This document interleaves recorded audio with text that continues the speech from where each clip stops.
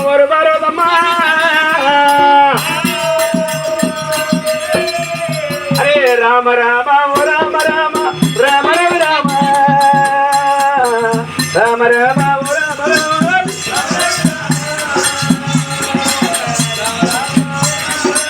పూల పుట్టి చేత కూడా చేత పట్టేనే ఆ పూల పుట్టి చేత కూడా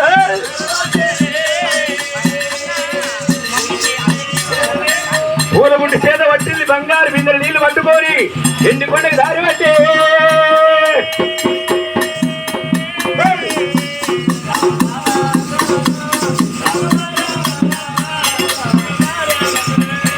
రామ రామ ఓ రామ రామ రామ రవి రామో రామ రామ ఓ రామ రామ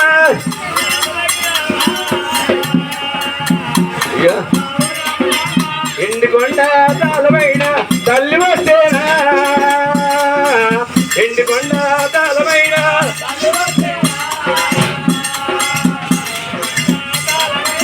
ఎండికొండ దగ్గరికి వచ్చి ఎడవైపు ఏనాడు శంకర్ దగ్గరికి వచ్చి బదల్ల బొమ్మలు పట్టినాడే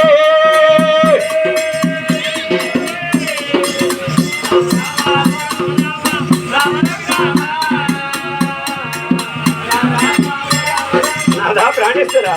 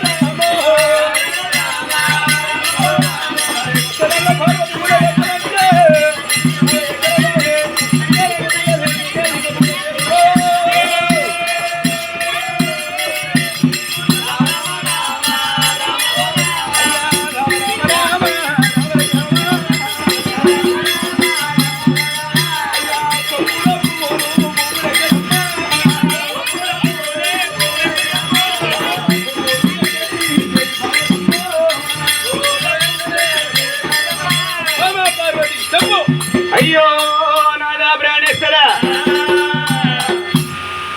పట్టంతమాసి బాలస్వరూపైన రామా పార్వతి నీ కుప్పల మల్లె పువ్వులు ఎక్కడి అంటావు అమ్మవారు పార్వతి పార్వతమ్మో అదే పార్వతి పార్వతమ్మ నాదా ప్రాణేశ్వరా నేను ఒక్క ఉత్కార తీసుకొని వస్తున్నా నేను తప్పేమి చేయలేదు మరి వడగొట్టి కనుక భర్త వాసిని బాల దొరుకుతుంది బామా అంటూ ఆ నీళ్లు తీసుకొని కూడి తీసుకొని నక్కపల్లి చెట్లు వస్తే తవ్వల ఆ చెట్ల మీదకి వెళ్ళి వస్తుంటే ఊరుపు గారి పనవడి గారి సూరుపు కొట్టది భర్త మాది బాలతరు కూడా నాదాయనయ్యో రవయ్య సంగమయ్యో తప్పేమి చేయలేదు చేయలేదే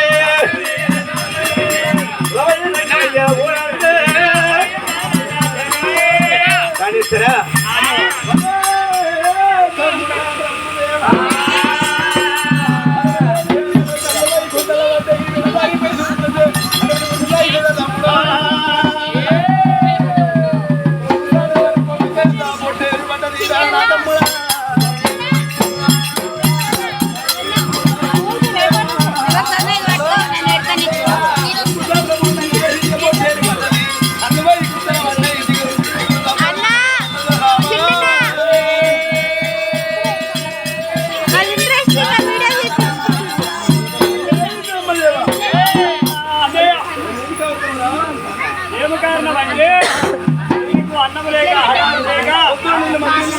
బ్రహ్మదేవ మరిది బ్రహ్మదేవ అటువంటి ఏనాడు కట్టుకుని ఏనాడు కట్టుకోకు సాటుకు పొండగా ఎంత పొట్టేరి పడ్డది ఏనాడు చేతులు కాదు అయినా ఓ చేతుల్లో పడుతున్నాయి అంటుండ మీ అన్న ఇంత మరిది